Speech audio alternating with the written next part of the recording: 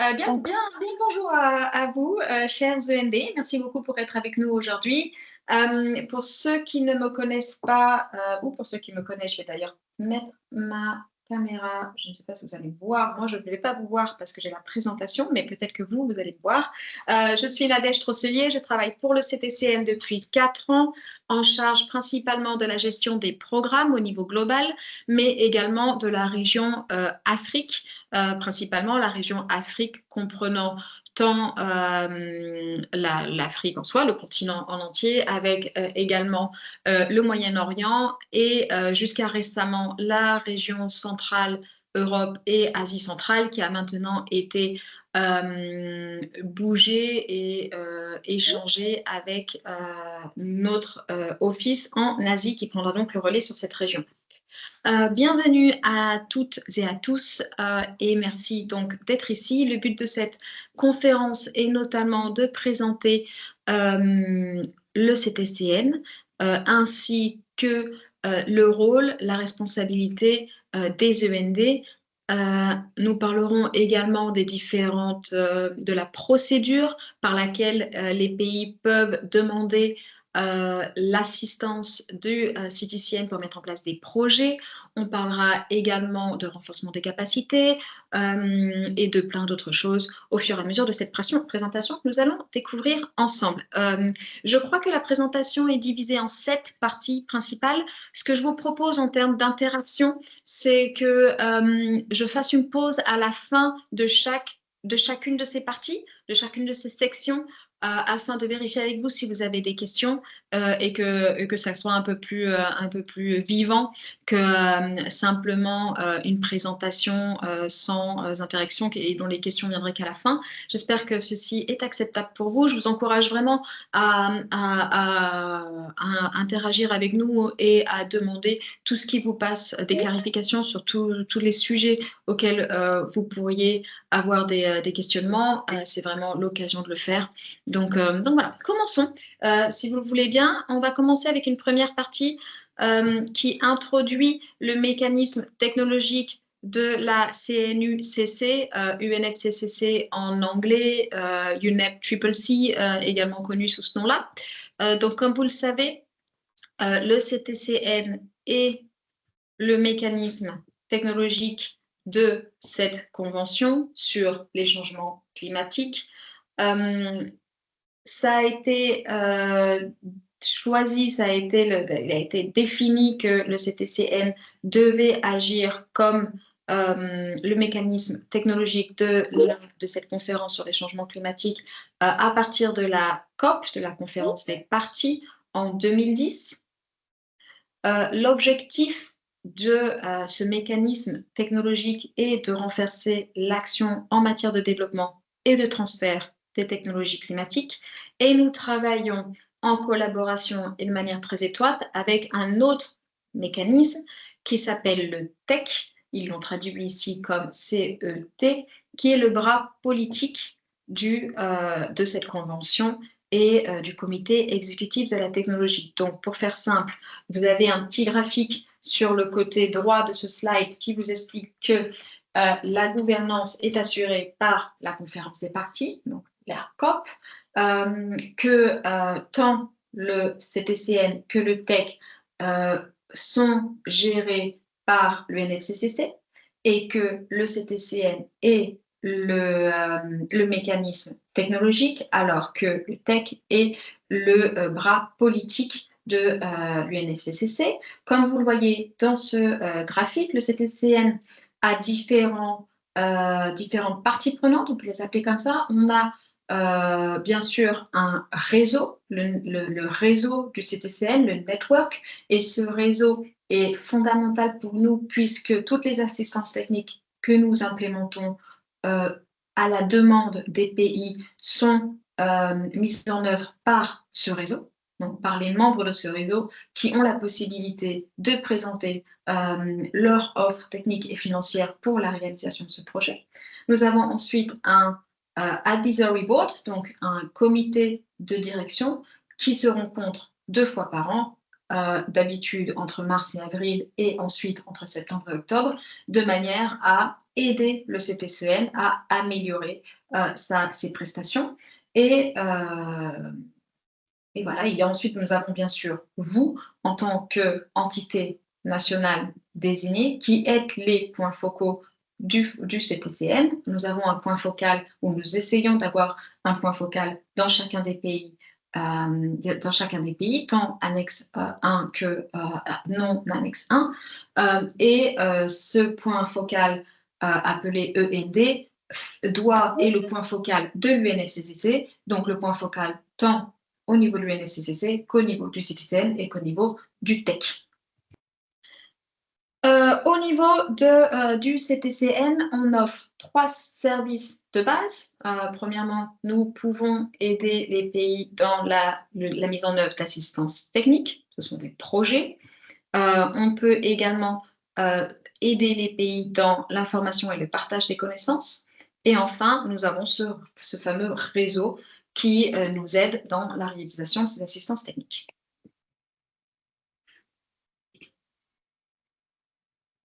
Je vais changer de diapositive. Voilà, nous y sommes. Donc ici, on présente le programme de travail conjoint, donc le programme de travail que nous compartons avec le TEC, le bras exécutif de cette convention cadre sur les changements climatiques. Et ce programme le nouveau programme a commencé en 2023 et se terminera en 2027. Nous avons des domaines de travail communs qui incluent les systèmes nationaux d'innovation, les systèmes eau, énergie, alimentation, les systèmes d'énergie, la construction d'infrastructures résilientes, le secteur qu'on appelle secteur privé et industrie ou affaires et industrie, et l'évaluation des besoins technologiques. Et enfin, nous avons un certain nombre d'activités que nous réalisons ensemble, et ces activités incluent, mais ne sont pas forcément limitées, à tout ce qui est la relation technologie et genre, technologie et CDN, les feuilles de route, tout ce qui est digitalisation, numérisation. Nous avons également des initiatives conjointes, comme celle que nous avons menée l'année dernière pour l'intelligence artificielle. Et nous réalisons des ateliers en commun, c'est notamment le cas depuis les 2 dernières années du forum des END que nous organisons en Afrique. C'est un forum des END dans lequel le TEC est invité et participe de manière active. On fait également des campagnes de sensibilisation en commun.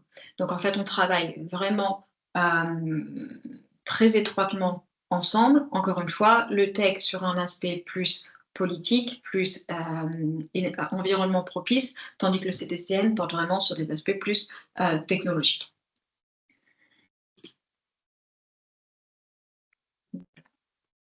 Voilà. Quel est le mandat du TEC? Parce que ce n'est pas forcément quelque chose qui est connu par toutes les END. Donc le mandat du TEC, c'est d'élaborer des documents d'orientation et de support des connaissances sur le transfert des technologies. C'est de fournir un aperçu des besoins en technologie climatique pour les pays et d'analyser les questions politiques et techniques liées à ce développement et à ce transfert des technologies climatiques. C'est de recommander des actions simples qui peuvent être mises en place par les pays, des feuilles de route qui peuvent être utiles aux pays pour assurer ce transfert des technologies, de recommander des orientations vis-à-vis des politiques et des programmes, toujours en matière de technologie climatique, de promouvoir et de faciliter la collaboration entre les parties prenantes qui travaillent sur les technologies climatiques, de chercher à surmonter les obstacles auxquels les pays peuvent faire face, de créer des systèmes de coopération entre les différentes parties prenantes et de catalyser l'élaboration de plans d'action pour le déploiement de ces technologies climatiques. Quand il s'agit du plan de travail, du programme de travail du TEC sur cette période 2023-2027, on voit qu'un des objectifs est de travailler sur tout ce qui est système national d'innovation, ainsi que recherche et développement sur les technologies climatiques, bien sûr, on voit qu'ils ont un deuxième axe de travail qui amène à travailler sur des outils de planification technologique dans l'objectif de faciliter la mise en œuvre des CDN. Ils doivent aussi travailler sur l'identification de solutions qui sont transformatives et innovantes. Et enfin, ils doivent assurer la collaboration avec les différents organes de cette Convention cadre des Nations Unies et des autres agences des Nations Unies.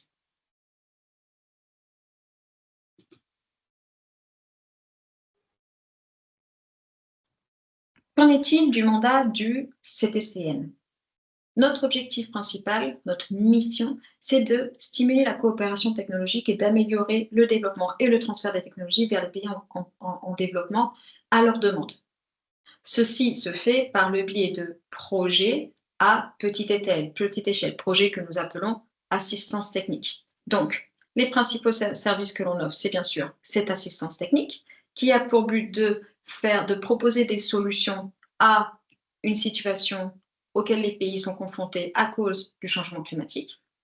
Donc, ça peut inclure des études de préfaisabilité, ça peut aussi inclure une réforme des politiques, ça peut inclure des modèles d'analyse coût-avantage, ça peut inclure l'identification d'options technologiques, ça peut aussi inclure le pilotage de ces technologies si on a les études préalables qui justifient que la technologie devrait être satisfaisante dans le contexte défini.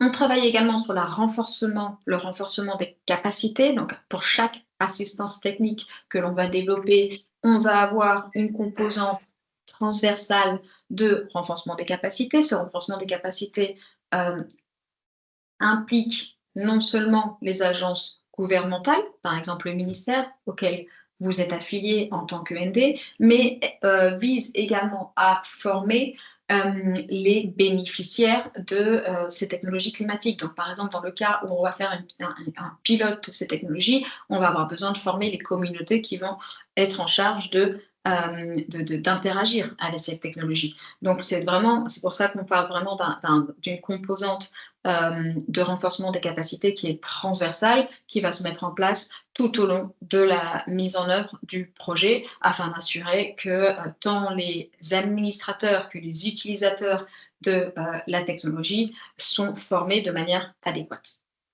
Et enfin, on a un objectif de partage de ces connaissances et pour ceci, on utilise notre site internet qu'on essaye de faire vivre avec la publication notamment de newsletters tous les mois. On essaie également de rédiger des blogs, on essaie également d'avoir des feuilles d'information sur les projets que l'on développe. On a une page web pour chacun de nos projets. N'importe quelle personne intéressée par le CTCN peut voir la liste des assistances techniques qui ont été réalisées dans le passé, ainsi que leur statut, si elles sont finalisées, si elles sont en cours de développement, si elles sont en cours d'élaboration, de définition, etc. Et quand il s'agit du réseau, donc du CTCN Network, on peut dire qu'il s'agit d'un réseau mondial. On a des partenaires, on a plus de 850 partenaires qui sont basés dans le monde entier. Et donc, on travaille avec plus de 160 pays par le biais des UND et aussi par le biais de ce réseau.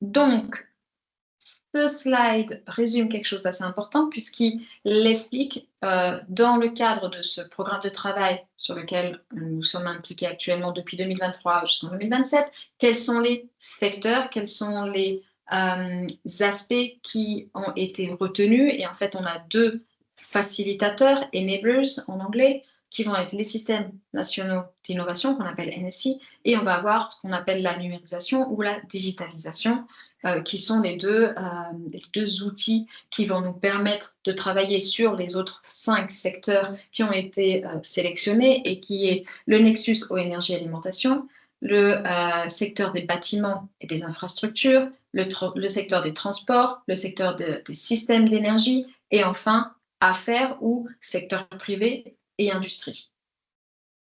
Enfin, bien sûr, et sur tous nos projets, on essaie d'appliquer certains aspects transversaux qui incluent le genre, qui incluent la jeunesse, et qui inclut les communautés autochtones. Comment est-ce que ceci est réalisé? Par exemple, avec l'obligation dans la mise en œuvre des projets, de délivrer une analyse de l'impact de la technologie sur lequel on va travailler par le biais de l'assistance technique sur les femmes, sur les jeunes, sur les communautés autochtones, et sur la base de cette analyse, de proposer un plan d'action. Comment est-ce qu'on peut faire pour que la technologie comment est-ce qu'on peut faire pour travailler sur les potentielles barrières, sur les potentielles opportunités qu'on a identifiées, de manière à s'assurer que cette technologie et que tant les femmes que les jeunes que les hommes vont être formés à l'utilisation de cette technologie, et que la technologie sur laquelle on va travailler, dont on va développer l'architecture, que l'on va piloter, est adaptée à tout le monde et pourra être utilisée par tout le monde. C'est un petit peu l'objectif du CTCM. J'arrive à la fin de la première partie. Comme nous l'avons accordé, je vais faire une pause et je vais vous proposer d'ouvrir vos micros. Je ne vois pas forcément les chats parce que comme j'ai mon écran qui est pris par la présentation en plein écran, en full écran, je ne vois pas forcément les commentaires, donc n'hésitez pas à ouvrir votre micro, on n'est pas nombreux, et à poser vos questions. Je vois par exemple que M. Idriss du Tchad a la main levée. Je vous en prie, vous pouvez ouvrir votre micro et vous pouvez poser votre question. Bienvenue. Merci. Alors, bonjour, Nadège. Merci beaucoup pour la clarté de cette présentation. Parce que vous avez dit que le chat n'est pas là, et donc je me suis présenté juste pour vous dire que je viens de prendre le train en marche. Je n'ai pas de questions sur l'introduction et on attend dans les autres présentations que je vais poser des questions. Merci. Super, merci beaucoup. Bienvenue, Monsieur Idriss. C'est ravi de vous avoir avec nous. Est-ce qu'il y a d'autres participants qui ont des questions sur cette première partie qui est assez importante, mais que je pense vous a été déjà expliqué, qui sont quel est le mandat du CTCN, quel est le mandat du TEC, qu'est-ce que le CTCN, qu'est-ce que le TEC, et au final, comment est-ce qu'on rejoint, comment est-ce qu'on participe à cette convention cadre sur les changements climatiques des Nations Unies. Y a-t-il des questions? C'est vraiment important que tout le monde comprenne bien ces concepts de base pour qu'on puisse continuer. Donc, n'hésitez pas, il n'y a pas de questions bêtes. On est vraiment ravis de clarifier tous les aspects que vous pouviez avoir en tête. Oui, juste, est-ce que vous pouvez m'entendre? Oui, je vous entends, allez-y. Oui. Juste une remarque, une demande plutôt. Est-ce qu'on pourrait donc partager le slide après notre conversation, puisque j'ai déjà dit tout à l'heure que moi je suis nouveau ici pour le membre de l'UNT et pour comment dire ça, apprendre un peu plus sur la question ENT, CTCN, etc. Je voudrais donc qu'on partage le slide, la présentation. Merci beaucoup. Bien sûr, évidemment, cette présentation sera téléchargée sur notre site, tant en français qu'en anglais qu'en espagnol. Et en plus de la présentation que je suis en train de vous faire aujourd'hui, on va rajouter 2 vidéos.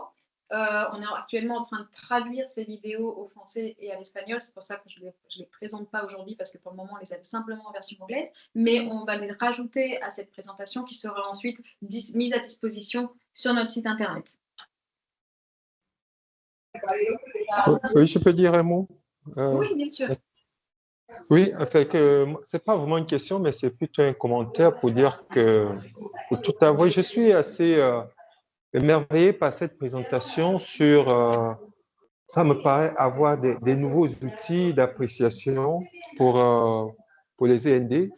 Parce que jusqu'alors, par exemple, nous, au niveau du Gabon, on n'avait pu travailler que sur l'évaluation des besoins technologiques, alors que les autres éléments présentés me paraissent pertinents, surtout pour les pays en développement qui s'inscrivent véritablement dans un processus d'industrialisation. Donc, il y a le module industrie, je n'ai pas bien retenu, industrie est quelque chose là. Alors, donc, ça veut dire que vraiment, j'aimerais pour le Gabon avoir davantage d'imprégnation, vraiment de pratique de tout ce qui a été présenté là dans les différents, voilà, les différents domaines de transformation des systèmes, ça me paraît vraiment suffisamment important pour vraiment mieux nous approprier ces éléments pour l'effort d'industrialisation et de développement qui est orienté, par exemple, au Gabon et je pense en Afrique en général. Vraiment, merci. Très bien, oui, absolument. Effectivement, enfin, c'est effectivement correct de comprendre que du coup, tous les pays qui ont une END nominée dans les pays en voie de développement peuvent faire appel au CTCN pour travailler sur chacun de ces 5 secteurs et 2 facilitateurs.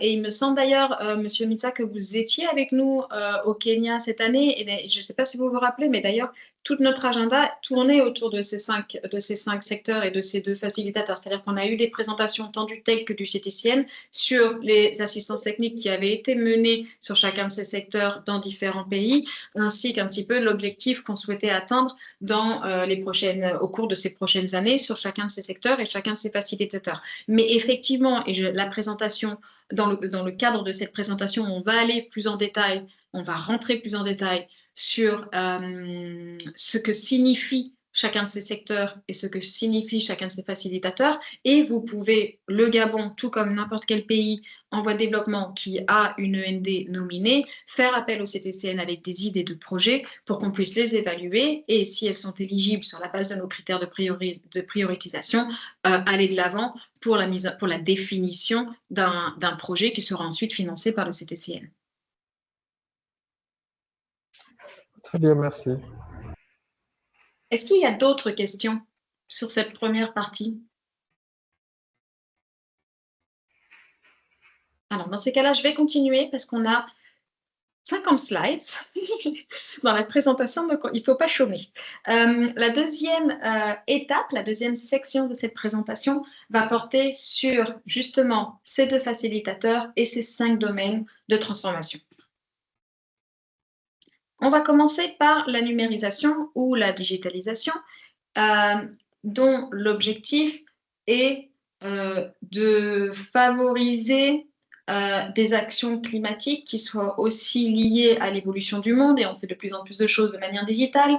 On a de plus en plus d'aide par exemple de l'intelligence artificielle, parce qu'on a travaillé là-dessus l'année dernière. On a de plus en plus d'outils qui sont disponibles via la digitalisation, et du coup le CTCN peut aider les pays à développer des produits qui sont liés à la digitalisation. Attention, la digitalisation est un facilitateur, c'est-à-dire qu'elle s'applique aussi bien au secteur du nexus eau, énergie, alimentation qu'au secteur du transport durable, qu'au secteur de building et des infrastructures. C'est quelque chose de très transversal, c'est un outil qui va pouvoir être appliqué dans chacun des 5 secteurs.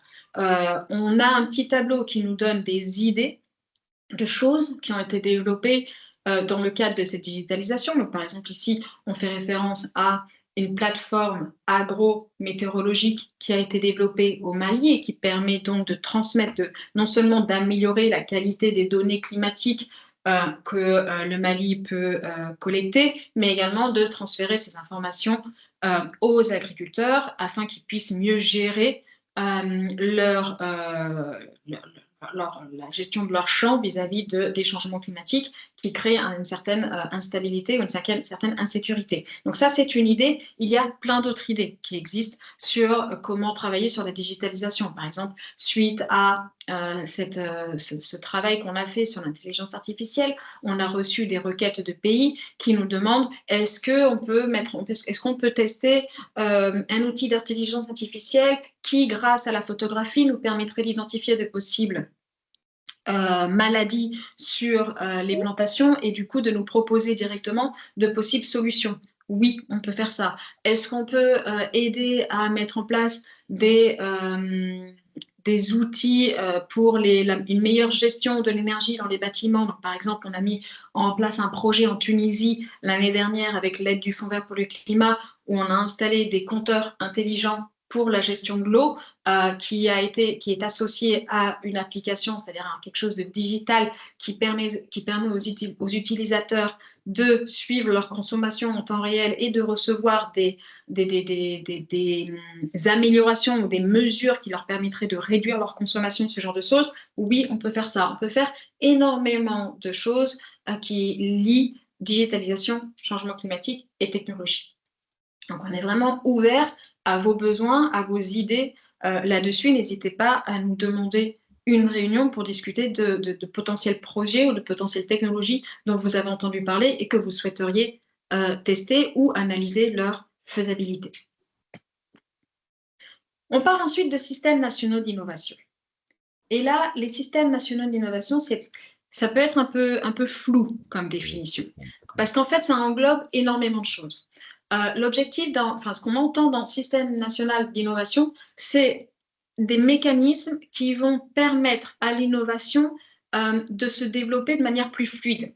Donc, on peut parler d'environnement propice, et l'environnement propice, dans ces cas-là, on va faire référence à des régulation, standardisation, des normes, peut-être qu'on va penser à des politiques, des frameworks, des policies. Donc, on va penser à tous ces documents, et ça peut également inclure des business models, des plans de financement très précis. Donc, par exemple, sur le Ghana, l'année dernière, par le biais du fonds AFSIA, on a travaillé sur la mise en place d'un modèle de financement adapté pour les petits agriculteurs pour qu'ils puissent avoir accès à des systèmes solaires d'irrigation. Donc, parce que on savait que cette technologie était déjà déployée dans le pays, mais elle était déployée que par les plus gros agriculteurs. Et donc, on a développé ensemble avec les banques locales, avec les fonds de financement internationaux, etc., un mécanisme qui permettrait aux petits agriculteurs d'avoir accès également à cette technologie. Donc, ça peut également comprendre cela, mais ça ne se limite pas à l'environnement propice tel qu'on le définissait avant, qui englobe tous ces documents stratégiques, toutes ces feuilles de route, toutes ces mesures. Ça rajoute également une notion de connexion entre différentes parties prenantes. Et par exemple, en Côte d'Ivoire, dans le cadre de leur système national d'innovation, ils nous ont demandé du support pour développer une plateforme qui va permettre à une plateforme commune à tous les ministères, qui va permettre à ces ministères de communiquer sur leurs projets, leurs stratégies, leurs priorités de manière beaucoup plus transparente, de manière beaucoup plus immédiate, ensemble et à tous les autres ministères. Parce que souvent, on sait ce qui se passe chez nous, on ne sait pas forcément ce qui se passe en face. Sauf qu'en fait, on sait que l'agriculture, l'eau, l'énergie, tout ça, c'est très lié. On sait également que généralement, tous les acteurs doivent être impliqués. Donc, pour faciliter cette coordination, on a créé une plateforme dans le cadre de leur TNA sur la base de la requête du pays. Donc, les systèmes nationaux d'innovation, ça peut être aussi des incubateurs. On travaille actuellement avec le DRC, avec la République démocratique du Congo, pour développer un incubateur pour les entreprises, les startups qui travaillent sur les technologies climatiques, parce qu'elles ont besoin d'une certaine structure, elles ont besoin de comprendre comment est-ce qu'elles vont pouvoir positionner leur technologie ou leur innovation jusqu'au marché, jusqu'aux futurs utilisateurs. Donc, ça peut prendre énormément de formes, mais l'objectif, c'est d'identifier ce qui manque au pays pour qu'une technologie qui a été identifiée comme prometteuse puisse arriver à être commercialisée dans de bonnes conditions. C'est-à-dire qu'on ne veut pas commercialiser un produit qui ne va pas être de qualité, on veut que l'utilisateur qui va investir dans cette technologie parce qu'il pense qu'elle peut lui résoudre un problème et bénéficie d'un produit de qualité. Et pour ça, il faut que tout le travail préalable ait été fait, et ça inclut, comme on l'a déjà dit, peut-être des politiques, peut-être des normes, peut-être des standards, peut-être un travail de normalisation, peut-être un travail de connexion avec les différents gouvernements. etc., etc. Donc, on est également très ouvert sur cet aspect-là. Encore une fois, il s'agit d'un outil, il s'agit de quelque chose qui va être applicable à tous les secteurs, les 5 secteurs qui ont été choisis pour le CTCM, pour ce programme de travail, et qui va simplement aider, appuyer la technologie qu'on aura définie pour un de ces secteurs. On rentre maintenant, après avoir révisé les 2 facilitateurs, les 2 enablers, on va rentrer dans les secteurs. Donc, le premier qui est présenté ici, il s'agit du nexus eau, énergie, alimentation. Donc, très clairement, c'est un secteur qui est lié à l'adaptation, au changement climatique. Je pense que ça parle de lui-même. Ce qu'on cherche ici, c'est de travailler sur l'eau, de travailler sur l'agriculture et de travailler sur le lien entre eau, agriculture, efficience et énergie. Pourquoi? Parce qu'en fait, on considère que lorsqu'on travaille sur l'énergie dans le but de réduire les émissions de gaz à effet de serre qui sont générées par cette énergie produite, donc par exemple, lorsqu'on travaille à l'échelle d'une industrie, à l'échelle d'une entreprise, et qu'on essaie de réduire les émissions de gaz à effet de serre qui sont générées par la production d'énergie de cette industrie, par la mise en œuvre d'un système plus efficient, on parle clairement ici de mitigation, d'atténuation. Mais lorsqu'on travaille avec des agriculteurs qui, au jour d'aujourd'hui, ne bénéficient pas de sources d'énergie et qu'on souhaite mettre en place un système énergique qui soit renouvelable, c'est-à-dire soit solaire, soit éolien, soit, la plupart du temps, et on parle de systèmes solaires ou éoliens, souvent solaire d'ailleurs, c'est une énergie nouvelle qui va être créée. On ne va donc pas réduire les émissions de gaz à effet de serre, mais on considère qu'on ne va pas non plus les augmenter vu qu'on va se reporter sur de l'énergie renouvelable. Donc, c'est pour ça que dans ce cadre et dans ce nexus, on parle non seulement d'eau, on parle non seulement d'agriculture, mais on parle également d'énergie, parce qu'on sait par exemple que justement ces fameux systèmes solaires d'irrigation que j'ai déjà mentionnés préalablement sont un moyen efficace de faciliter les récoltes et peut-être même d'augmenter la possibilité du nombre de récoltes que l'on peut faire par an. Du coup, pour cela, bien sûr, on a besoin d'énergie pour activer le système de pompage. C'est un exemple très simple, mais qui généralement est assez illustré pour qu'il parle à tout le monde. Mais ça ne se limite pas à ça. Comme vous le voyez, ici, sur le tableau, ça peut également inclure la formulation de stratégies agroforestières au niveau national, comme on l'a fait au Kenya, et ça peut inclure énormément d'idées. Ça peut inclure également ce projet AI dont je vous ai parlé avant sur l'identification des maladies. Ça peut toucher énormément de technologies, et c'est le secteur d'adaptation le plus clair que nous avons au sein du CTCM. On travaille ensuite au niveau des bâtiments et des infrastructures. Donc là, encore une fois, on peut travailler tant sur l'aspect digitalisation. J'ai donné cet exemple en Tunisie l'année dernière des systèmes de compteurs intelligents qu'on a mis en place pour une meilleure gestion de l'eau.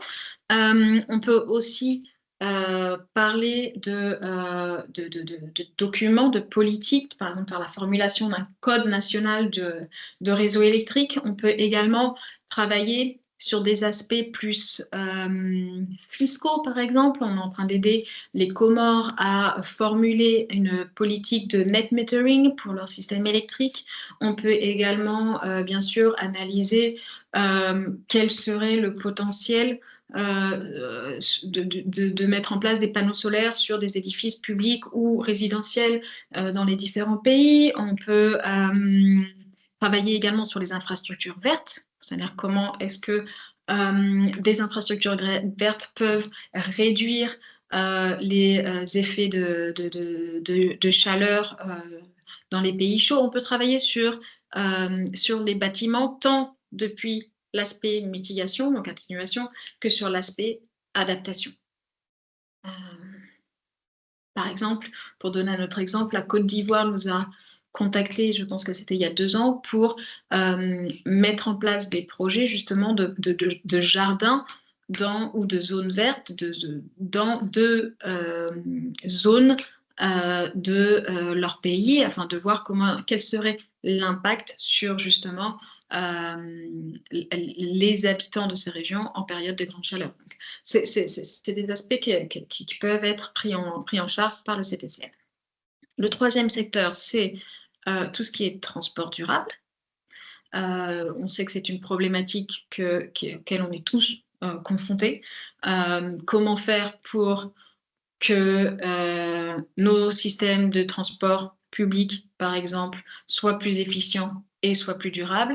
Ça passe parfois par l'élaboration de cadres, l'élaboration de politiques, de stratégies à court ou à moyen terme. Ça passe quelquefois par, dans le cas par exemple je ne me rappelle plus quel pays c'est, dans un pays d'Asie, suite à l'étude qu'avait réalisée le CTCN sur l'impact qu'aurait le changement des bus publics pour des bus électriques, on a pu lever des fonds pour effectivement tester l'usage de ces bus électriques dans des villes asiatiques. Donc, ces études préliminaires peuvent permettre de lever plus de fonds qui ensuite amènent à vraiment le déploiement de transports efficients.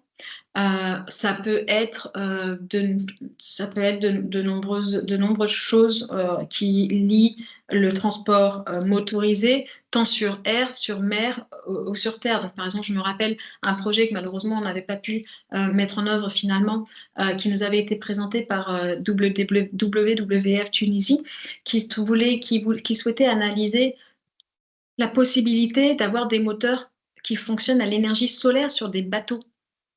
Et en fait, c'est effectivement, ça aussi, ça rentre dans le transport durable. Et effectivement, c'est des sujets qui nous intéressent et sur lesquels on peut aider les pays à faire une étude de préfaisabilité, ou si l'étude de préfaisabilité est déjà existante, de piloter à toute petite échelle de telles technologies.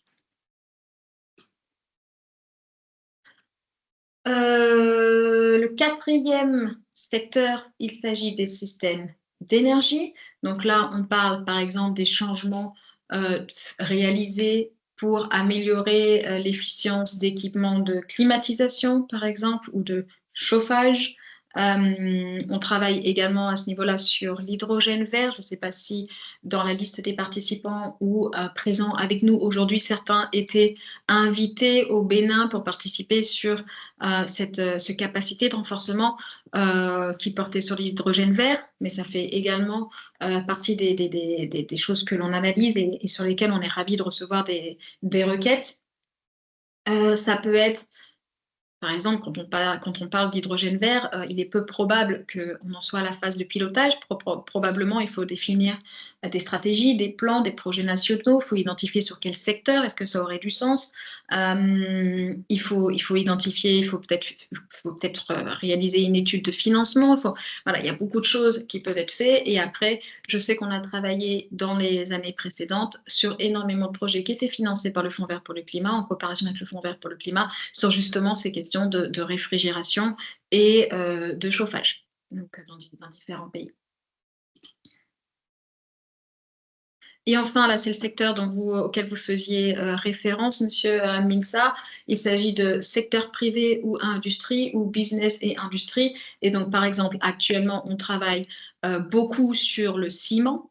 On travaille beaucoup sur la réduction des gaz SF6 pour aider justement le secteur industriel à améliorer son bilan carbone, à améliorer l'impact de sa production. Le plus récemment, on a reçu des fonds du gouvernement allemand pour travailler essentiellement sur ces questions-là. Et on a beaucoup de projets qui ont été sélectionnés pour être mis en œuvre en 2025, dont un qui a déjà commencé sa mise en œuvre au Kenya pour travailler sur ces questions de réduction des gaz à effet de serre et SF6. On a aussi des feuilles de route pour le ciment qui seront financées au Sénégal, en Zimbabwe et dans d'autres pays encore. Et enfin, les services transversaux. On a parlé de la question du genre. Bien sûr, c'est une question qu'on prend très au sérieux. Et d'ailleurs, sur la demande de notre AB, de nos membres de notre comité de direction, on a rajouté, comme je l'ai déjà expliqué tout à l'heure, l'obligation de réaliser une analyse de l'impact des technologies sur le genre et de développer, de mettre en place un plan d'action pour essayer de proposer des mesures concrètes qui permettraient de lever les barrières identifiées dans cette analyse. On travaille énormément avec les jeunes.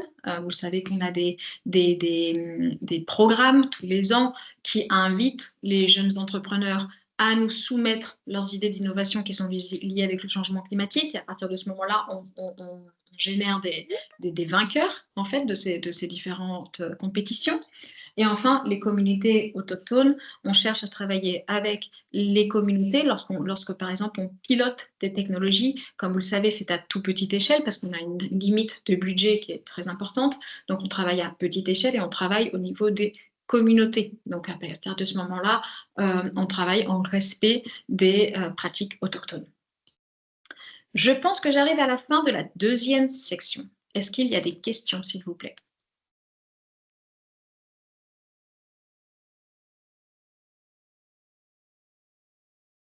Pas de questions?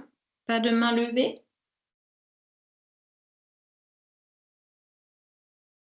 Oui, Monsieur Idriss, allez-y. Merci pour cette belle présentation dans les 5 domaines d'activité. Comme disait un de ses collègues, on est dans les nouveautés, système national d'innovation. Vraiment, je vois que vraiment, il n'y a que 3 catégories. Assistance technique, renforcement des capacités et gestion des connaissances. Je vois d'autres pays qui en ont bénéficié, je ne sais pas comment, et d'autres pays, je vois des exemples d'autres pays que vous avez donnés, et d'autres qui ne sont même pas au début de ce système. Comment on va faire ça? On va parler le même langage, c'est ça le problème. Merci. Oui, alors je pense qu'en l'occurrence, cette année, on est ravis de travailler avec le Tchad sur la mise en œuvre d'un projet de système de pompage d'eau. Je pense que ça, c'est vraiment un bon début. Et je pense qu'en fait, comme vous le savez, le CTCN, on réagit à la demande des pays. Donc, il faut que vous nous contactiez pour qu'on ait droit de travailler avec vous. Et ça peut être simplement un message nous demandant une réunion pendant laquelle vous nous faites part de différentes problématiques que votre pays a identifiées comme étant prioritaires et stratégiques quand il s'agit de changement climatique. À partir du moment où on n'a pas forcément besoin que les pays viennent vers nous en ayant déjà identifié quelle technologie doit être testée ou quelle technologie devrait résoudre leurs problèmes. Non, on n'a pas besoin d'arriver à ce stade-là.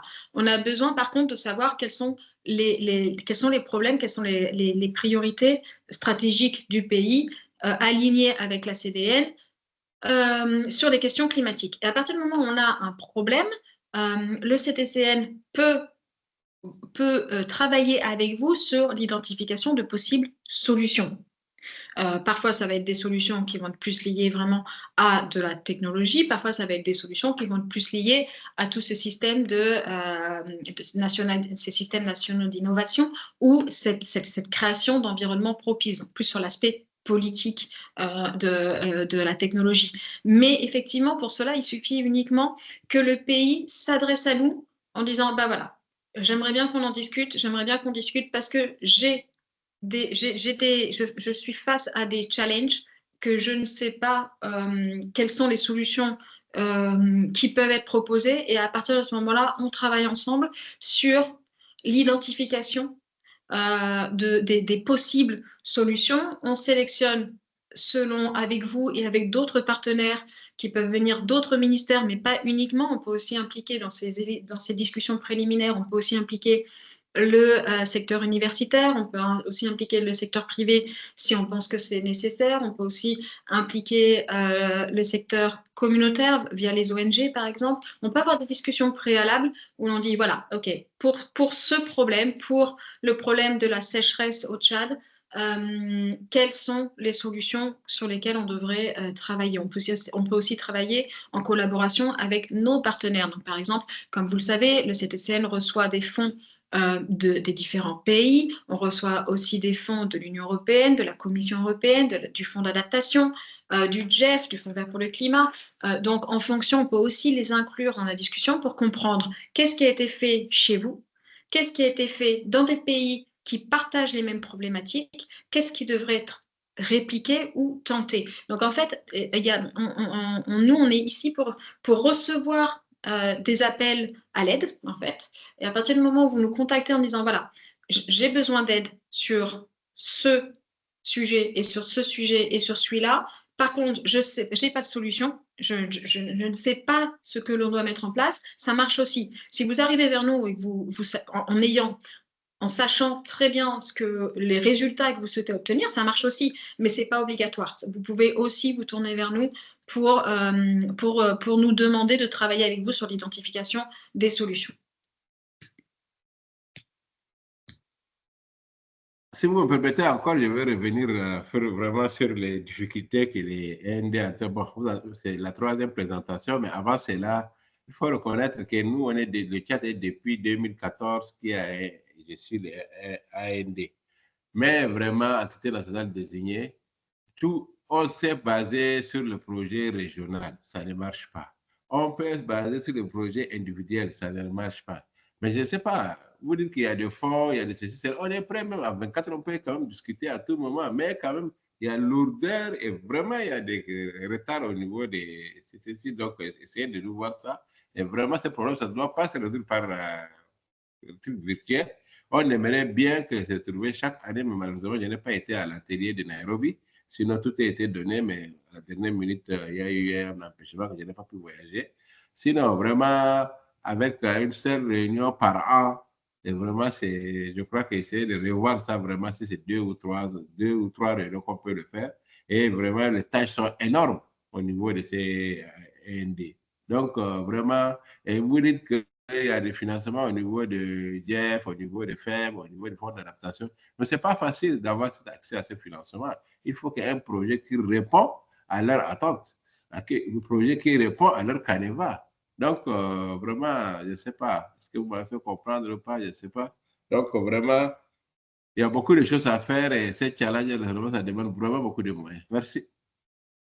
Oui, alors vous avez raison, je suis tout à fait d'accord sur votre dernier point qui dit c'est pas toujours facile d'accéder à ces sources de financement parce qu'il faut que nos projets correspondent à leurs critères, ça c'est vrai. Et du coup, c'est pour ça que par exemple pour le cadre du programme du fonds d'adaptation AFSIA, dont la première édition est en cours de finalisation et la deuxième édition est en phase de lancement, plutôt que de demander aux pays de nous faire parvenir des requêtes qui correspondent exactement à ce critère qui ont été définis par le fonds d'adaptation, en fait, on a changé les modalités. Et du coup, maintenant, c'est nous, depuis le CTCN, qui sélectionnons, une fois que votre projet, votre idée a été définie comme éligible, c'est nous qui allons associer les sources de financement, en fait. C'est-à-dire qu'on va dire, ce projet, oui, il est éligible pour nous et du coup, il s'adapte bien, il s'inclut bien dans le programme de l'Union européenne ou le programme de l'Adaptation Fund ou il va bien avec ce que recherche le Danemark. Donc, en fait, c'est nous, depuis le CTCN, qui faisons cet exercice de matcher votre requête avec les différentes demandes ou les différentes requêtes ou les différentes exigences de nos donneurs. Donc, vous n'avez pas besoin de vous préoccuper de cela. La seule chose qui est importante, c'est qu'on travaille sur des projets qui soient effectivement éligibles pour le CTCN et pour ça, il faut que ça soit évidemment que ça porte sur le changement climatique, que ça réponde, que ça passe, j'ai envie de dire, le screening qu'on a sur la base de nos critères de priorisation, de sélection, de balancing criteria, et on appelle ça de balance parce que comme effectivement, je crois que c'était le Tchad qui l'a mentionné, il y a parfois des pays qui ont reçu énormément d'aide du CTCN au cours des dernières années, qui tous les ans ont eu des projets qui ont été mis en œuvre parce qu'ils ont très bien compris comment est-ce qu'on fonctionnait. Et il y a d'autres pays qui n'ont jamais eu accès au financement de CTCN. Et du coup, l'année dernière, il y a eu de grandes discussions, je pense que ça a pris 1 an et demi, avec justement notre comité de direction pour dire comment est-ce qu'on assure qu'il y ait une meilleure couverture de tous les pays et que chacun ait son tour et que ce ne soit pas toujours les mêmes qui bénéficient de l'assistance technique du CTCN. Et donc, du coup, on a introduit des nouveaux critères de sélection pour s'assurer que les pays qui n'ont pas bénéficié de l'aide du CTCN l'année dernière et les années précédentes soient prioritaires dans l'évaluation de leur requête. Et par rapport aux réunions, oui, on est tous conscients qu'une réunion physique présentielle par an, c'est peu. Cependant, je réitère que vous pouvez, les pays, n'importe qui, n'importe quel EMD peut demander une réunion avec le CTCN à sa convenance. C'est-à-dire qu'on est une team, on est une équipe qui est répartie par région. On a maintenant une grosse agence en Corée qui couvre l'Asie et le Pacifique. On a un bureau au Panama qui couvre tout ce qui est Amérique latine. Et on a notre bureau qui est également le siège de l'UNEP qui est au Kenya. Et on a des collègues en Europe qui nous apportent un support. Donc, vous pouvez demander à ces membres de l'équipe, donc par exemple, moi je travaille avec l'équipe Afrique, vous pouvez demander à moi ou à Valentin ou à Molly d'organiser une réunion et d'habitude on répond. Je veux dire, on essaie d'organiser une réunion sous les 2 semaines pour que vous puissiez nous faire part de vos idées.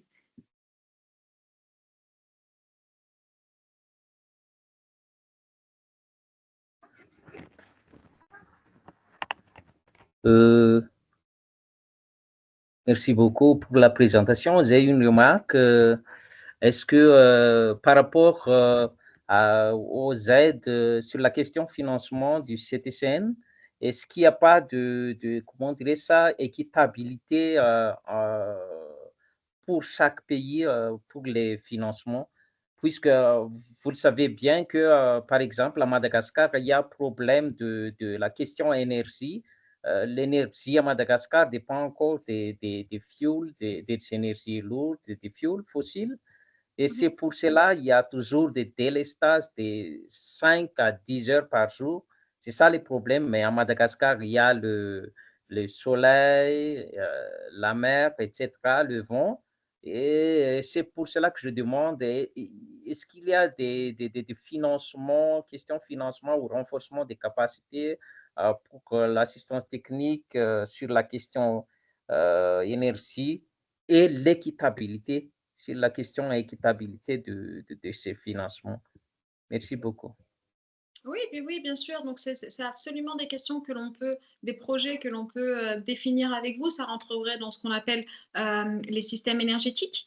Et du coup, on pourrait analyser des solutions qui permettraient de réduire l'usage de ces énergies fossiles.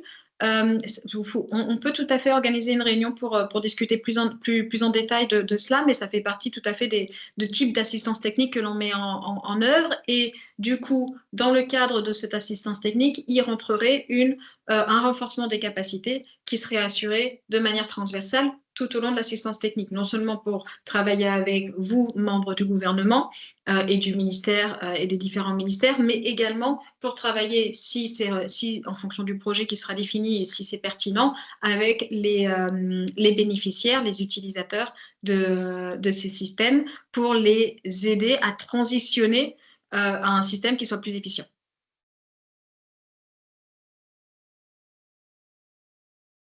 Merci beaucoup, merci.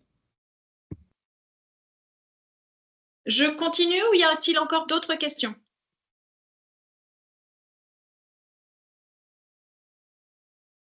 Allez, je continue, parce qu'on m'a fait même pas la moitié et il nous reste une demi-heure. Donc, cette section est importante vu qu'elle parle de rôle et responsabilité des ELD, donc de vous. Et on commence par l'établissement, la définition, la création de l'entité nationale désignée. Donc, c'est une décision qui a été prise en 2007 de créer une entité nationale pour la mise au point du transfert de technologie. Et c'est une définition qui a évolué, notamment en 2012. On est conscient que, par exemple, le fait que la création de ces END en 2007 crée certaines difficultés, par exemple lorsqu'il en vient à travailler avec le Fonds vert pour le climat, par exemple, avec qui on vous demande d'avoir des interactions fréquentes, notamment, évidemment, quand on travaille sur un projet Fonds vert pour le climat. Et on sait que, par exemple, il y avait le Fonds vert pour le climat n'existait pas à l'époque où les END ont été créés. Et donc, du coup, que dans votre mandat actuel, cette nécessité de collaborer avec le Fonds vert pour le climat, avec le Fonds d'adaptation, avec le GEF, etc., n'est pas forcément représentée de manière écrite, de manière officielle, et malgré tout, on vous demande d'assurer ce rôle-là. Donc, on est conscient, et d'ailleurs, il y avait eu une demande qui avait été faite de réviser peut-être le mandat des END. Donc voilà, on est conscient que le fait que finalement vous ayez été créé si tôt, si jeune, a parfois des répercussions auxquelles on n'avait pas pu penser à l'époque, mais c'est quand même plutôt positif d'avoir toutes ces années d'expérience en tant que position existante. Quel est le rôle et les responsabilités d'une END? Donc là, on a un petit tableau qui nous résume tout ça. Le rôle, c'est d'agir en tant que point focal pour la technologie. Donc, ça veut dire engager avec les parties prenantes nationales dans toutes les activités qui sont liées au changement climatique et à la technologie. On souhaite faciliter les interactions entre les CTCN et les parties prenantes nationales. Donc, par exemple, si on travaille à la définition d'un projet ensemble et qu'on se rend compte que le ministère de l'Agriculture ou le ministère de l'Énergie ou le ministère de l'Eau ont besoin d'être impliqués dans les discussions, ou le Centre météorologique national ou autres, ont besoin d'être impliqués parce qu'ils vont avoir une prise de décision nécessaire dans la mise en place de ce projet, parce qu'ils vont être un membre du comité de pilotage. Dans ces cas-là, on vous demandera à vous d'assurer cette mise en contact. C'est-à-dire que nous, en tant que CTCN, on ne connaît pas forcément tous les acteurs de terrain et on ne saura pas vers qui se tourner ou qui contacter dans les autres ministères. Vous êtes notre point focal et on vous demande d'assurer la coopération et la coordination avec les autres agences et de pouvoir identifier quelle personne est la plus pertinente, quelle personne va pouvoir nous aider dans la définition et le suivi et la mise en œuvre de tel et tel projet, de tel et tel secteur. Et on vous demande également d'assurer que les questions relatives aux technologies climatiques soient reflétées dans les stratégies et les plans nationaux. Donc ça, les stratégies et plans nationaux, ça inclut bien sûr les négociations à la COP. La technologie n'est pas forcément un des chapitres ou un des aspects les plus discutés lors de la COP. Ça fait partie des responsabilités de l'END d'assurer que la technologie est bel et bien intégrée dans les discussions et dans les sujets qui doivent être discutés, notamment à la COP, mais pas simplement. On vous demande aussi aux END, le rôle des END et aussi la gestion du processus national de soumission des demandes d'assistance technique au CTCN. Donc, ça veut dire que jusqu'à ce que les assistances techniques soient signées par vous, l'END, cette assistance technique n'est pas recevable pour le CTCN. On a besoin que l'assistance technique soit signée par vous, qu'elle soit endorsée par vous pour pouvoir commencer notre processus d'évaluation de cette assistance technique et de voir si l'assistance technique est éligible ou pas. Si ce n'est pas signé, ce n'est pas recevable. Pourquoi? Parce qu'en fait, vous avez, en tant que point focal, vous allez nous confirmer par votre signature, par votre endorsement, que cette assistance technique, cette idée de projet est bien alignée avec vos CDN, avec vos stratégies nationales, vos stratégies nationales et vos priorités en relation avec le changement climatique et la technologie. Vous allez aussi, un des rôles de l'END par la signature des assistances techniques et aussi de confirmer qu'il n'y a pas de duplication d'efforts, c'est-à-dire qu'il n'y a pas exactement le même projet ou un projet vraiment similaire qui est en train de se mettre en place par un autre ministère ou par une autre personne du même ministère, financé par un autre donneur qui porterait sur les mêmes questions.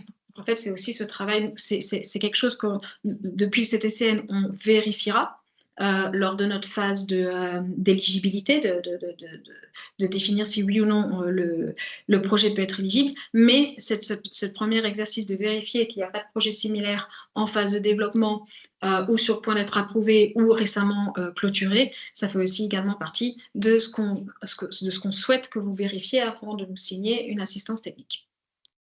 Ensuite, le rôle de l'END, ça permet d'augmenter les possibilités de collaboration et de réseautage au sein du CTCN, notamment grâce à l'adhésion au réseau. Alors oui, ça c'est une partie importante. Souvent ou fréquemment, on reçoit il y a des questionnements vis-à-vis des END sur justement, une fois que le projet a été défini et qu'on commence le processus de bidding process, qu'on commence le processus d'appel d'offres, souvent il y a des inquiétudes. Mais comment est-ce qu'on va pouvoir être impliqué dans la sélection de l'entité locale qui va mettre en place le projet? Est-ce qu'on va pouvoir sélectionner qui va être sur le terrain pour mettre en place ce projet? Et en fait, oui et non. C'est-à-dire qu'une fois que le processus d'appel d'offres est lancé, non, on ne peut plus interférer. C'est-à-dire que ça doit suivre le processus d'appel d'offres. Mais par contre, on peut interférer en amont. C'est-à-dire qu'on peut inciter les entreprises nationales, vous pouvez inciter les entreprises nationales qui ont une certaine expertise, avec qui votre ministère a travaillé de manière satisfaisante, avec qui vous êtes en confiance,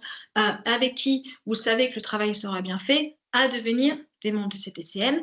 Et une fois que nous, on arrive au stade de lancement de l'appel d'offres, on vous partage toujours le lien de cet appel d'offres pour que vous puissiez ensuite le communiquer à vos partenaires fiables, les partenaires que vous avez identifiés avec lesquels vous souhaiteriez travailler sur cette assistance technique pour qu'ils puissent préparer leur bid et qu'ils puissent préparer leurs propositions tant financières que techniques.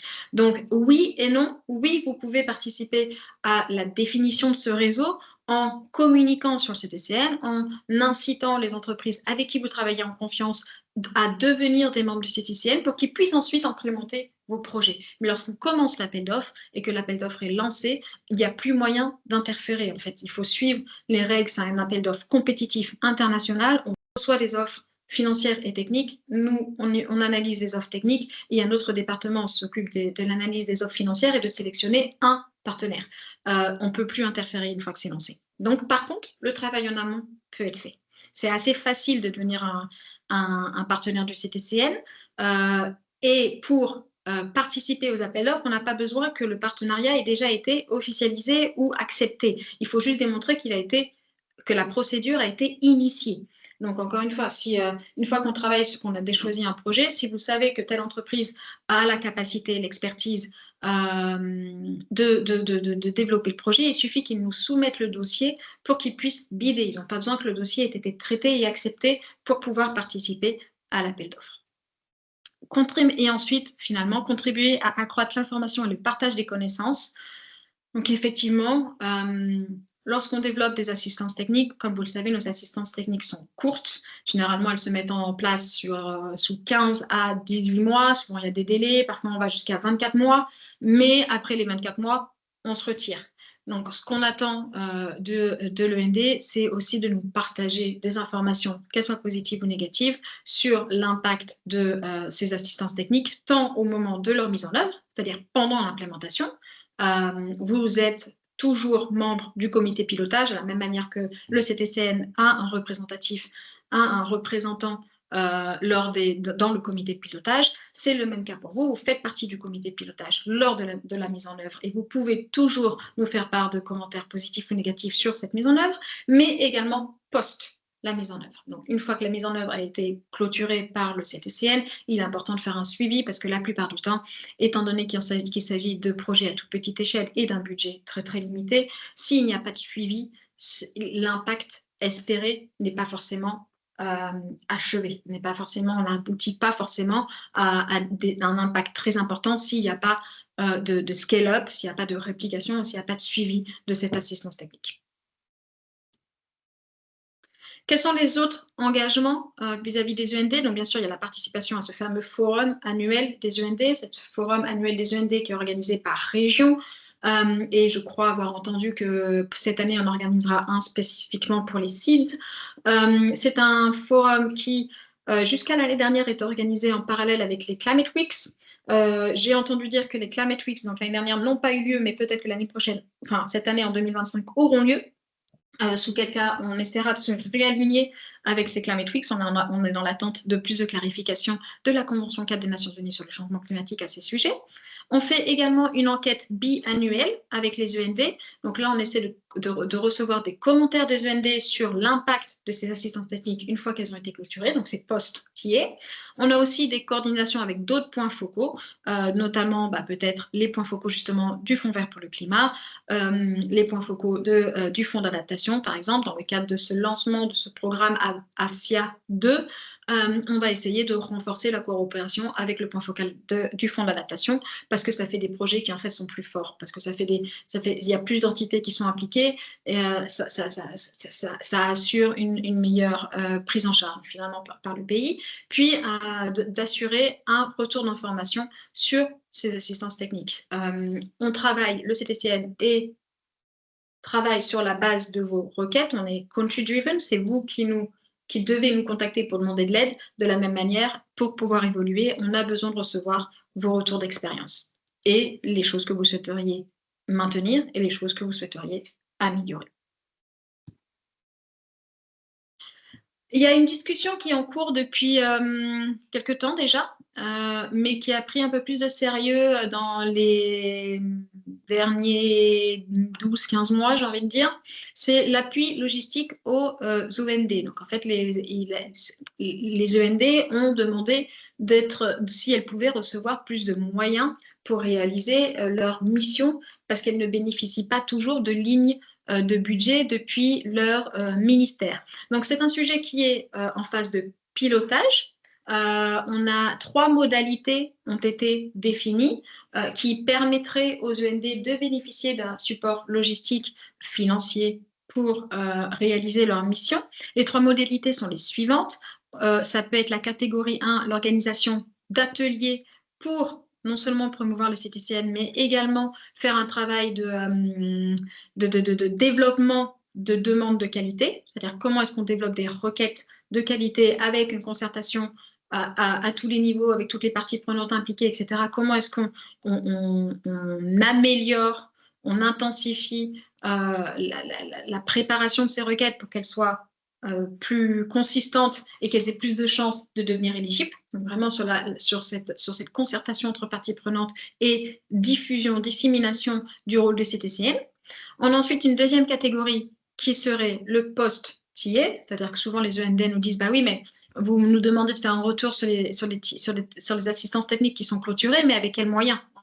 Pour peu que le projet ait été implémenté dans une région, dans une autre région hors de la capitale, comment est-ce qu'on se déplace jusque là-bas? Comment est-ce qu'on assure ce suivi sans support financier, sans aide financière? Donc, du coup, il y a une modalité qui a été créée. Effectivement, le CTCN pourrait être amené à aider les pays à réaliser ces suivis post-TA par l'aide d'une aide financière.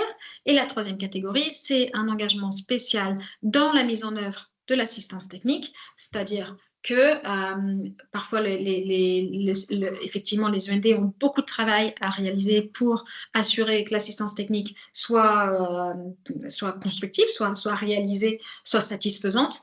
Et du coup, vous pourriez, selon certaines conditions, bénéficier d'un support financier pour jouer votre rôle de END et assurer votre participation et votre engagement dans le déploiement des assistances techniques. Enfin, les notifications, oui, ça c'est pour dans le cas où il y aurait un changement de ND ou dans le cas où des pays n'auraient pas de ND, il est important que tout changement, toute nouvelle nomination de ND soit communiquée à la Convention cadre des Nations Unies pour le changement climatique au CTCN. Il y a une adresse qui est disponible ici, mais vous pouvez également nous contacter si c'est plus simple et nous, on peut rentrer en contact avec eux. C'est aussi une option. Mais effectivement, s'il y a un changement de ND, il faut nous en tenir informés et on a besoin d'un courrier officiel, souvent également d'une lettre officielle qui permet de formaliser la nomination d'une nouvelle personne. Le schéma est exactement le même pour des pays qui n'auraient plus ou qui n'auraient pas de ND, si elles veulent nominer 1, il suffit d'envoyer justement cet email avec une lettre officielle pour que ceci soit pris en compte. Je m'arrête là. Est-ce qu'il y a des questions?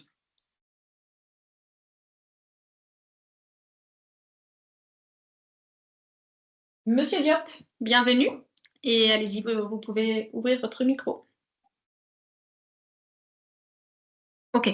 Donc, dans ce cas-là, je continue. On vérifie ces modalités d'assistance technique. Je ne pense pas qu'on aura le temps d'aller bien plus loin, mais au moins, on aura fait les parties majeures. Et le reste, comme on l'a dit déjà, sera disponible en ligne d'ici peu avec, en plus de la présentation, 2 vidéos qui sont actuellement en train d'être traduites en français et en espagnol. Les assistances techniques. Donc ici, on a un aperçu graphique du type d'assistance technique qui a été reçu par le CTLCN depuis sa création, depuis 2014. Comme vous le savez, l'année dernière, on a fêté nos 10 ans. Donc, comme vous pouvez le voir, au niveau du nexus alimentation, énergie, eau, ça ne représente que 25%. Le plus gros est le travail qui a été réalisé sur les infrastructures. On a ensuite des projets cross-sectoral, donc qui inclut tant mitigation qu'adaptation, qui représente 9%. On travaille ensuite sur l'énergie à l'échelle de 22%. Et enfin, le secteur business et industrie, secteur privé et industrie, qui représente presque 40%, alors que la mobilité durable ne représente jusqu'à maintenant que 10%. Ici, on a un aperçu du portefeuille d'assistance technique par région. Je ne pense pas qu'on ait forcément besoin d'analyser toutes les régions, mais on voit qu'en Afrique, ce nexus eau, énergie, alimentation est important, de même que les systèmes énergétiques et les infrastructures sont aussi importants. Le type d'assistance technique, c'est surtout ça dont je souhaitais parler. Donc, on a effectivement toutes ces analyses techniques et technologiques, études de faisabilité, définition de l'architecture d'un système, qui peuvent être mises en place. On travaille aussi sur tout ce qui est gouvernance. Donc là, c'est la définition de feuille de route, la définition de planning, de recommandations en termes de loi, de policy, de régulation, de standards, de normes. On travaille, comme on l'a dit, de manière transversale sur le renforcement des capacités tant des administrateurs que des utilisateurs de ces technologies. On peut travailler également sur la création d'outils, éventuellement de méthodologies. Donc, par exemple, les outils, ça va être, par exemple, ces plateformes digitales que l'on peut collecter. La méthodologie, ça va être la catégorisation des données que l'on souhaite traiter via ces plateformes digitales. Donc, quand on développe, par exemple, un système d'alerte précoce pour les inondations, il faut d'abord collecter les données, et ça, c'est pas toujours facile.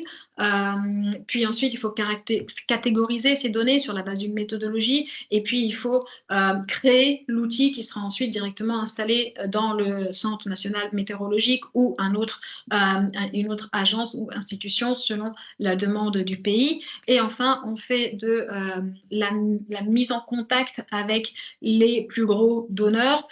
Donc, non seulement on reçoit des fonds directement, nous, le CTCN ou l'UNEP, des donneurs tels que le fonds d'adaptation, par exemple, qui nous a octroyé 10 millions de dollars en juin pour les 5 prochaines années pour mettre en place 60 types d'assistance. Donc, cet argent nous est donné à nous, mais on peut aussi vous aider, vous, à connecter avec le Fonds vert pour le climat ou avec le Fonds d'adaptation, comme c'est le cas, par exemple, du Burundi notamment et de Maldives à venir, qui ont développé une note conceptuelle pour le Fonds d'adaptation afin de lever 5 millions de dollars additionnels sur la base de la réalisation de leur assistance technique. Et d'abord le CTCN, puis ensuite UNEP apporte de l'aide à ces pays pour la préparation de ces documents qui peuvent être lourds en termes sur des plans techniques, mais également en termes de ressources et de temps.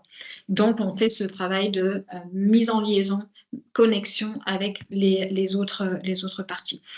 Quel est le processus? Tout d'abord, on doit recevoir une demande cette demande, peut-être que je l'ai expliqué tout à l'heure, pour être éligible ou pour être recevable, avant même d'être éligible, pour être recevable par le CTCN, doit être signée par vous, les END. Une fois que cette requête nous est envoyée et qu'elle est signée par vous, l'END de chacun des pays, elle est recevable. On vous communique alors la réception de cette demande et le CTCN doit réaliser le screening, l'analyse d'éligibilité et de priorisation de cette requête sous les 2 semaines suite à la réception de cette demande. Si votre requête est éligible, on travaille ensemble sur la définition de termes de référence. Quand je dis ensemble, ce n'est pas simplement vous et nous, c'est également les autres parties prenantes qui vont être impliquées dans la prise de décision et dans la mise en œuvre de ce projet. On définit les termes de référence. Attention, ce document, après, ne peut plus être modifié, c'est-à-dire que c'est le document qui va nous aider à définir l'appel d'offres compétitif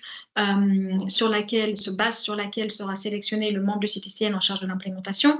Et comme la proposition technique et financière se repose sur ces termes de référence qu'on appelle plan de réponse, le plan de réponse ne peut plus être modifié une fois qu'il a été signé par tout le monde.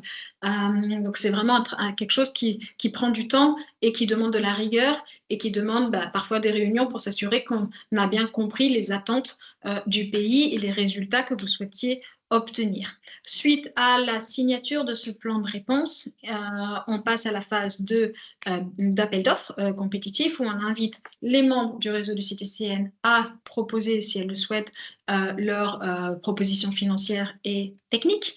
Et une fois que l'analyse financière et technique a été faite selon les règles des Nations Unies, on commence la mise en œuvre de ce projet. Habituellement, comme je l'ai dit, les projets du CTCN sont entre 15 et 18 mois. Souvent, on a des extensions, ça peut aller jusqu'à 24 mois. Et ensuite, on réalise le suivi et l'évaluation sur la base de ces questionnaires qu'on envoie une fois tous les 2 ans au END pour nous aider à comprendre qu'est-ce qui s'est passé depuis que les attestations techniques ont été finies et maintenant avec cette possible aide logistique qui pourrait être versée aux END afin d'assurer ce travail de suivi des assistances techniques finalisées. Comment soumettre une demande? C'est assez simple. On a un formulaire en ligne qui est disponible, qui n'a pas changé depuis plusieurs années et qui vous permet, c'est 2 pages, je crois, qui vous permettent de clarifier de quel secteur est-ce qu'on parle, quel est l'état actuel dans votre pays, quelle est la problématique auquel on fait face et quelle est la demande technologique que vous souhaitez transmettre au CTCN. Cette requête, une fois signée par vous, peut nous être envoyée par mail directement et à partir de ce moment-là, on confirme réception et on commence le processus de sélection. L'évaluation de la demande est basée sur des critères de priorisation qui ont été revus l'année dernière sur la demande BPI et la direction de notre comité de direction, l'Advisory Board. Le plan d'intervention ou plan de réponse ou terme de référence, c'est un travail qu'on fait avec toutes les parties qui vont être décisionnaires. Donc vous, évidemment, les END, le CTCN, bien sûr, mais également éventuellement d'autres ministères ou les bénéficiaires directs de la technologie afin de s'assurer que on ne rencontrera pas de problème lors de l'implémentation. Par exemple, si on veut mettre en place un système d'alerte précoce et que le service national météorologique ou le service national qui gère les systèmes d'alerte précoce n'a pas été impliqué depuis le début, ils peuvent nous refuser l'accès aux données ou refuser tout simplement que le produit soit connecté à leur serveur, etc. Et dans ces cas-là, l'assistance technique tombe à l'eau parce qu'on n'a pas impliquer les acteurs au bon moment, qui ne sont pas forcément d'accord avec le projet parce qu'ils n'ont pas été impliqués souvent au préalable et du coup, on ne peut plus avancer. Donc, c'est vraiment important de réfléchir à tout ça, à l'accès aux données, s'assurer qu'on va avoir un accès aux données qui va être gratuit et s'assurer que l'organisation, l'institution qui va au final bénéficier ou être en charge d'administrer le produit est également informée et d'accord avec le projet. La procédure d'appel d'offres, elle passe par plusieurs étapes. Ça commence par une requête d'expression d'intérêt qui dure environ 3 semaines. C'est suivi par une requête une demande de proposition. Donc, toutes les entreprises qui ont été sélectionnées lors de cette première phase d'expression d'intérêt pour présenter une offre doivent présenter leur offre. Elles ont habituellement 1 mois pour faire cela. Suite à la réception des offres, on procède à l'évaluation. Le CTCN est en charge de l'évaluation technique, puis ça part dans un autre département des Nations Unies pour l'évaluation commerciale jusqu'à ce qu'un des bidders soit sélectionné et un contrat signé entre les Nations Unies et le CTCN. Sur quelle base sont évaluées les différentes propositions? Ceci est défini dans les termes la demande de proposition, c'est-à-dire qu'on définit des critères obligatoires, comme par exemple d'avoir un partenaire local, et des critères d'évaluation qui ont des points associés. Et donc, par exemple, ça va être démontrer de l'expérience dans la gestion de systèmes agrivoltaïques. Et ceci correspond à 20 points, par exemple, et il va y avoir une petite échelle de valeur qui va dire de 0 à 3 points pour aucune référence, aucune expérience, aucun projet réalisé dans ce domaine. Et ça va monter comme ça de 3 à 5 points pour 2 projets ou 2 références apportées, jusqu'à 20 points pour, je sais pas, 8 références apportées. Donc, ces critères sont vérifiés, modifiés pour chaque projet et adaptés à chaque projet et forment la base d'évaluation des offres techniques. La mise en œuvre d'un projet, comme vous le voyez, il y a plusieurs acteurs, il y a plusieurs parties prenantes. Bien sûr, il y a le CTCN, il y a vous, l'END. On a aussi le promoteur du projet qui peut être le bénéficiaire du projet. Il peut y avoir d'autres parties prenantes qui vont faire partie du comité de pilotage ou pas. Et on a un partenaire de mise en œuvre du projet qui va être le partenaire du CTCN qui aura été sélectionné lors de cet appel d'offres compétitif. Comment est-ce qu'on réalise le suivi et l'évaluation? Tout d'abord, on le réalise en phase initiale de mise en œuvre du projet par le biais d'un document qui s'appelle Monitoring and Evaluation Plan, donc un plan de monitoring et d'évaluation dans lequel on va définir nos attentes, ce qu'on souhaite obtenir, l'impact qu'on souhaite avoir par la mise en œuvre des différentes activités et par la mise en œuvre de ce projet. Ensuite, on va le faire souvent à la fin. On va comparer ce qu'on a vraiment réussi à l'impact qu'on a vraiment réussi à générer avec l'impact qu'on avait souhaité initialement et on va voir si on a réussi à faire mieux ou pire de ce qu'on a attendu. Dans les 2 cas, on demandera des justifications. Comment est-ce qu'on a réussi à ce que ça soit encore mieux, avec encore plus d'impact que ce qu'on avait initialement prévu, ou dans le cas contraire, pourquoi est-ce que ça n'a pas marché et qu'est-ce qu'on aurait dû faire différemment ou mieux. Et enfin, il y en a une après, avec ce fameux formulaire de mise en œuvre et éventuellement cette nouvelle modalité d'aide logistique aux END pour réaliser ce suivi post-TA. Comme vous le voyez dans le slide, il y a quelque chose qui dit pendant. Effectivement, lors de la mise en œuvre de l'assistance technique, on va faire un suivi régulier de la qualité des livrables déjà. Et puis, on va vérifier que lors des ateliers, par exemple, qui vont être organisés, il y a le nombre de participants plus ou moins souhaités, en termes de genre, en termes de jeunes, on est bien aligné avec ce qui était souhaité. Donc, on va essayer, bien sûr, de contrôler que tout se met en place correctement pour qu'on n'ait pas simplement avant, après, et puis mince, on n'a pas vu que ça ne marchait pas, mais qu'on ait un suivi continu lors de l'implémentation pour pouvoir rectifier le tir si on voit quelque chose qui ne va pas. Meilleure pratique pour la mise à l'échelle et le financement. Et ça, c'est pour dire que, et notamment dans les dernières assistances techniques qu'on essaie de mettre en place, et on essaie de toujours prévoir un atelier de clôture qui convie les institutions financières nationales et, si besoin, si pertinent, les institutions financières internationales, afin de voir si et comment est-ce qu'on pourrait continuer avec la mise en œuvre du projet par le biais de financement additionnel. Et donc, c'est pour ça que votre coopération avec les autres points focaux liés au changement climatique et aux technologies est importante, parce qu'effectivement, plus le projet de visibilité, plus on a des chances à ce que on arrive plus facilement à lever des fonds pour continuer la mise en œuvre et la recherche de la diffusion, la dissémination de cette initiative.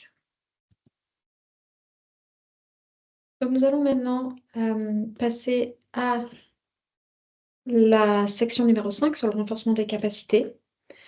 Donc, le CTCN travaille sur le processus de renforcement des capacités depuis 10 ans. Nous travaillons sur différents aspects. La première, c'est la conception de programmes fondés sur des données. Donc, pour ça, on analyse le portefeuille climatique du pays, les outils disponibles pour la gouvernance, les possibilités de financement, et on le traduit dans des programmes de renforcement de capacité.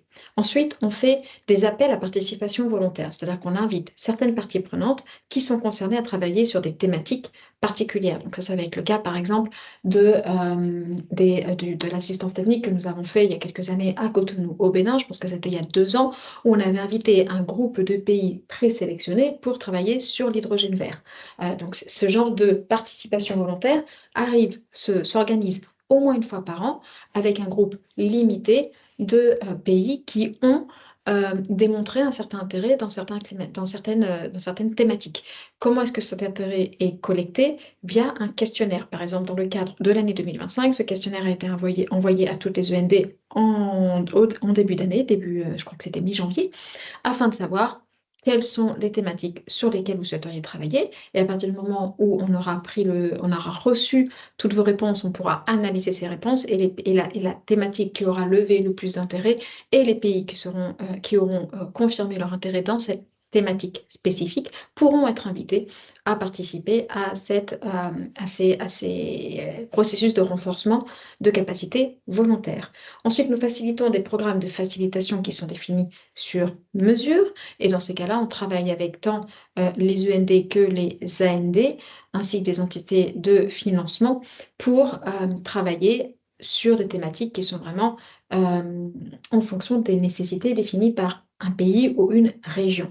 Enfin, on a des processus qui sont mis en place pour l'idéation d'assistance technique. Donc, par exemple, c'est le cas pour tout ce qui est les pays les moins développés, les least developed countries, ou les petites îles et archipels, les SIDS, qui peuvent nous demander de l'aide dans le processus d'idéation, dans le processus de formulation de leurs requêtes. Enfin, nous faisons bien sûr un suivi et une évaluation des projets, et notamment, c'est le cas particulièrement depuis, et puis que c'est un sujet qui va se renforcer dans les prochaines années, de la nécessité de faire un suivi post-implémentation, c'est-à-dire qu'est-ce qui se passe une fois que l'assistance technique est terminée? Est-ce qu'elle est renforcée par d'autres projets qui viendraient compenser ou compléter les parties un peu plus défaillantes? Est-ce qu'il y a des nouvelles sources d'argent qui viennent assurer la durabilité du projet? Est-ce que, qu'est-ce qui a été fait? S'il y a une technologie qui a été pilotée, est-ce que la technologie est toujours fonctionnelle? Quel est l'impact à court terme de la mise en place de ces assistances techniques? Donc là, on va un petit peu plus en détail, les programmes de renforcement de capacité à thématique mondiale, on a aussi des engagements de réseau, on a des programmes de recherche et développement, et on a des programmes qui engagent les parties prenantes. Pour chacune de ces thématiques, on a des ateliers qui sont menés. L'année dernière, par exemple, lors de 2024, on a eu un processus de renforcement des capacités qui s'est mené en même temps ou à la suite des END Forums, de manière à assurer la participation de tous et le renforcement des capacités de toutes les personnes présentes. C'est probablement un schéma qui se répliquera dans le futur. Au niveau réseau et engagement, le CTCN a presque 900 membres. De ces 900 membres, plus de la moitié sont des organisations du secteur privé suivies par les instituts de recherche, c'est-à-dire les universités par exemple, et les établissements universitaires, justement, ils sont cités. Au niveau de la balance géographique, 33% viennent d'Afrique, 12% viennent d'Europe, 12% viennent d'Afrique, 33% du Pacifique et d'Asie, 43% de l'Europe et d'Amérique et 12% d'Amérique latine et Caraïbes. Comment devenir membre du réseau? C'est assez simple. En fait, il y a une procédure à suivre. Il y a un lien, ce que vous pouvez suivre depuis le site du CTCN qui dit rejoindre le réseau. À partir de ce moment-là, on va vous demander de faciliter un certain nombre de documents de manière à démontrer que vous avez de l'expertise dans les secteurs qui correspondent au mandat du CTCN, ainsi qu'il faudra justifier un certain nombre d'années d'expertise et de travail mené sur ces différents secteurs.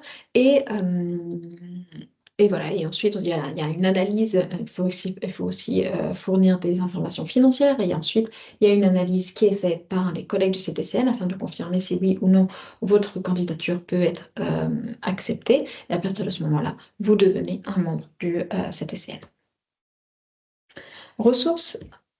Nous avons le site du CTCN, bien sûr, dans lequel nous mettons à jour régulièrement des blogs, des fiches d'information, des rapports, des événements. On peut aussi accéder à toutes les ressources développées au niveau des projets, c'est-à-dire pour chaque assistance technique, nous avons une page. Sur cette page, nous mettons les livrables les plus importants de manière à ce que la connaissance soit partagée. Mais à côté de ça, on a aussi des fiches techniques, on a aussi des analyses, on a aussi des rapports qui sont publiés de manière annuelle suite à nos différents EBI. On a des rapports exceptionnels, comme ça a été le cas lors de l'année dernière pour nos 10 ans d'anniversaire, etc., etc. Donc, on a de l'information qui est publiée de manière assez régulière sur nos réseaux. On travaille aussi avec des collaborateurs. C'est le cas de l'OMPI, de WIPO, qui nous permettent de travailler sur tous les aspects liés au brevet, à la certification. On travaille également de manière très proche du TEC, qui réalise des rapports de manière très régulière également, et qui participe également à nos END forums. Je pense que nous y sommes. Si vous avez des questions et des réponses, malheureusement, nous n'avons pas beaucoup de temps, mais je vous invite à me contacter pour toute question qui serait restée inattendue. Je vous remercie beaucoup pour votre participation et j'espère que nous aurons l'occasion de nous parler bientôt. Merci, à très bientôt. Au revoir.